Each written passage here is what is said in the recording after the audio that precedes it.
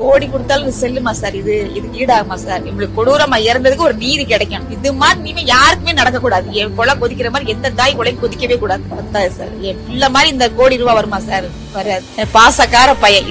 இந்த ஒரு இது மட்டும் அவட இருக்கவே இருக்கா சார். 10 ரூபா இருந்தாலும் நான் தான் சார் கொடுப்பேன். அப்படியே தங்கமான பைசா. ஆனா இது ரொம்ப கொடூரமா நடந்தது. படாத கஷ்டப்பட்டிருக்கீங்க சார் பிள்ளைகளை வளர்க்கறது. நான் இது 2 தான் சொத்துனே நினைச்சேன். பிள்ளை வளர்த்தேன். கடைசி கூடி வர்ற நேரத்துல இப்படி கொலையா பண்ணிட்டு போயிட்டாங்களே சார். இந்த 5 பேர் என் மையம் தண்ணி கேட்டு மிளகா பொடியை போட்டு கொடுத்தாங்கல்ல, அது மாதிரி அந்த கொடூரத்தை அவங்க அனுபவிக்கணும் சார். கண்டிப்பா விடவே கூட, யாரையுமே விடக்கூடாது. அந்த லேடியும் வரணும். எனக்கு ஒரு நல்ல தீர்ப்பு கிடைக்கணும். என் பிள்ளை இப்படி கொடூரமா இறந்ததுக்கு ஒரு நீதி கிடைக்கும். வேணும்னே ஒரு திட்டம் பண்ண மாதிரி ஒரு சதி மாதிரி இருக்கு. இது பய இறந்த இறப்பு இந்த மாதிரி எல்லாம் நடக்கும் நான் நினைச்சு விசாரணை கூட்டு போறாங்க, திருப்பி வந்துருவேன் விசாரிச்சுட்டு அப்படின்னு தான் சார் நான் நினைச்சேன். ஆக்சுவலி கூட இருக்கேன், எனக்கே மேல எடுத்து கொடுத்துட்டானா அவனை கூட்டு போயிடலாம் அப்படின்ற ஒரு நம்பிக்கை இருந்துச்சு. ஆனா திடீர்னு பார்த்தா நியூஸ் கேட்கும் போது எனக்கு ரொம்ப கஷ்டமா இருந்துச்சு.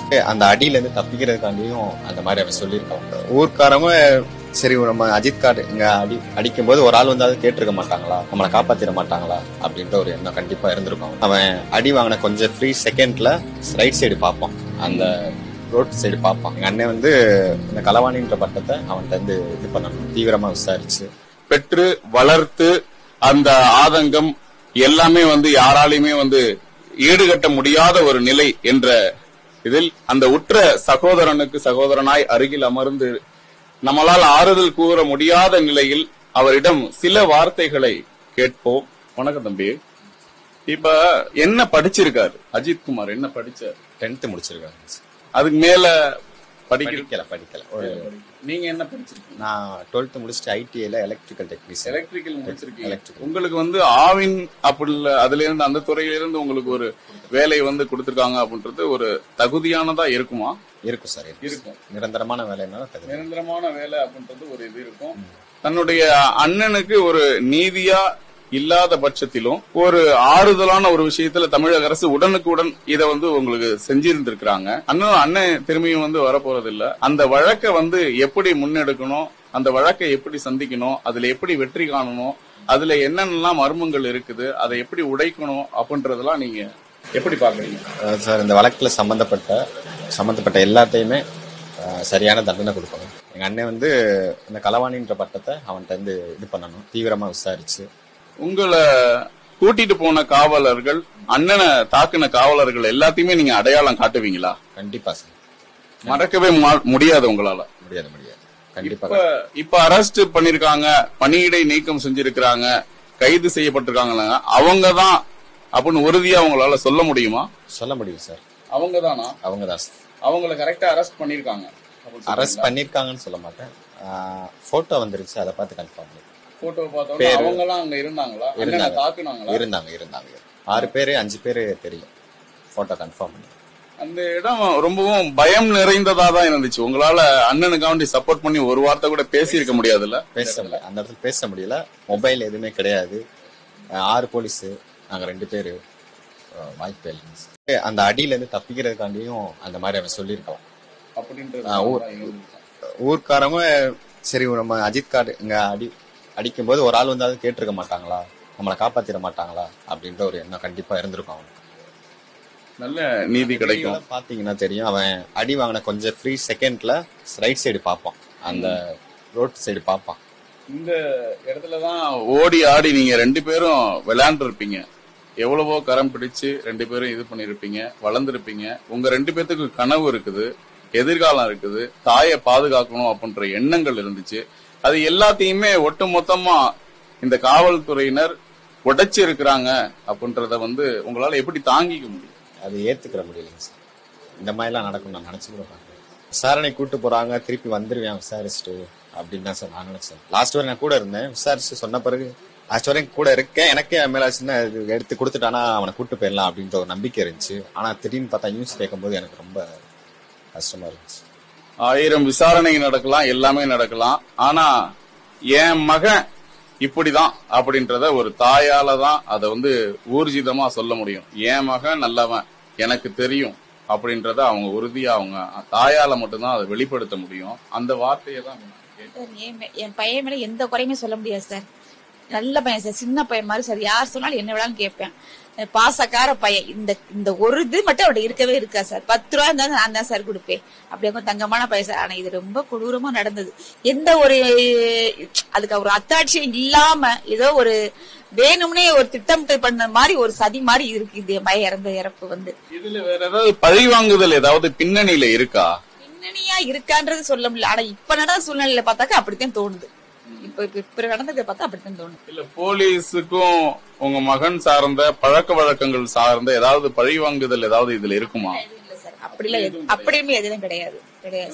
இந்த அளவுக்கு கொடூரமா ஒரு குற்ற பின்னணி இல்லாதவரை கூட்டிட்டு போயிட்டு அடிக்கணும் அப்படின்றதுல என்ன இருக்குங்க?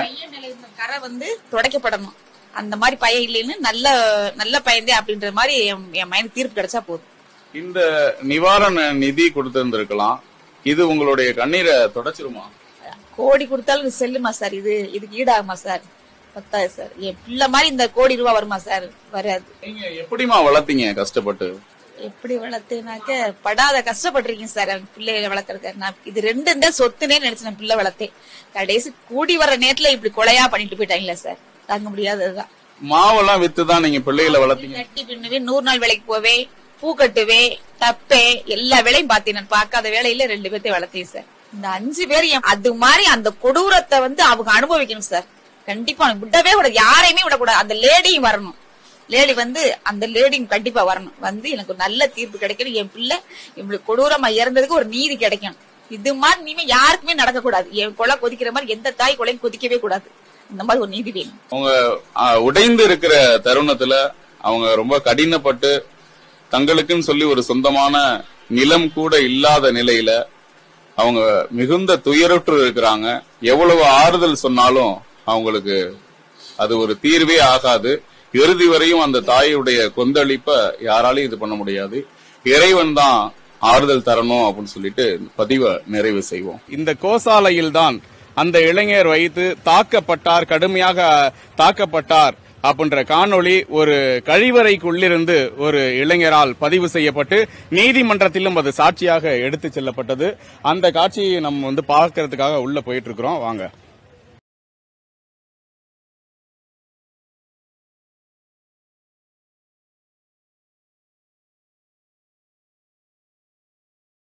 சாலையில் அங்குலம் அங்குலமாக என்னென்ன காட்சிகள் இருக்கிறதுன்றதை பாருங்க.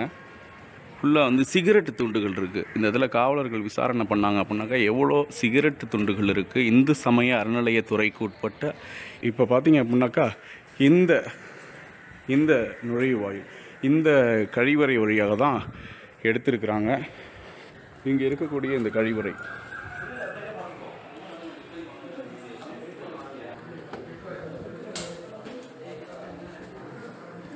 இந்த கழிவறையிலேருந்து தான் அவங்க எடுத்திருக்கிறாங்க. மறைஞ்சிருந்து எடுத்த இந்த பகுதி. இதே இடத்துல நம்ம நிற்கிறோம். இப்போ இந்த பகுதி பார்த்திங்க அப்படின்னா ஒரு பதற்றமான விசாரணைக்கு வரம்புக்கு உட்பட்ட ஒரு பகுதி தான் இது. இந்த ஜன்னல் வழியாக தான் மறைந்திருந்து பயந்து கொண்டே அந்த இளைஞர் பதிவு செய்திருந்த காட்சி. இங்கிருந்து செல்போன் எடுத்து பதற வைக்கும் படி இந்த இடத்துல தாக்குதல் சம்பவம் நிகழ்ந்திருக்கிறது. அதை துணிகரமாக நீதிமன்றத்திலும் அந்த இளைஞர் சாட்சியாக சொன்னதுதான் அந்த இளைஞரை தாக்கக்கூடிய நிகழ்வு இந்த கோசாலையில் தான் நிகழ்ந்தது. இறுதியாக அந்த இளைஞர் தாக்கப்பட்ட பிறகு இங்கிருந்துதான் அந்த இளைஞர் மருத்துவமனைக்கு ஒரு தலைமை காவலரால் அழைத்து செல்லப்பட்டார் என பதிவுகள் கூறுகின்றன. இந்த இடம் அந்த இளைஞர் இறுதியாக உயிரோடு இருந்த ஒரு பகுதி. அது குறித்த காட்சியும் வெளியாகி இருந்தது. மனதை வேதனை அடைய செய்திருந்தது. இந்த இடத்துல சில காவலர்கள் அவரை அமர்ந்திருந்த நிலையில அவரை கொடூரமா லத்தியால தாக்கி கொண்டிருந்தாங்க. அந்த லத்திகள் சிதறி கிடந்தது. இந்த இடம் பாத்தீங்க அப்படின்னா கோசாலை அப்படின்னாவே இப்ப எவ்வளவு தூரத்துக்கு சுத்தமா இருக்குது. ஆனா இந்த இடத்துல ரத்த துளிகளோ சிறுநீர் உள்ளிட்ட எந்த ஒரு கசிவுகளும் இல்லை என்று நீதிமன்றத்தில் அறிக்கை தாக்கல் செஞ்சிருந்திருக்காங்க காவல்துறையினர் தரப்புல. அந்த இளைஞர் தப்பி ஓட முயன்றதாகவும் அவர் கீழே விழுந்து வலிப்பு ஏற்பட்டு அவர் இறந்து விட்டார் எனதான் காவல்துறையினர், திருபுவனம் காவல்துறையினர் எஃப்ஐஆரில் குறிப்பிட்டிருக்கிறார்கள். இந்த வழக்கு 8ஆம் தேதி மதுரை உயர்நீதிமன்ற கிளையில் வருகிறது. சிபிசிஐடியிடம் ஒப்படைக்கப்பட்டிருக்கிறது.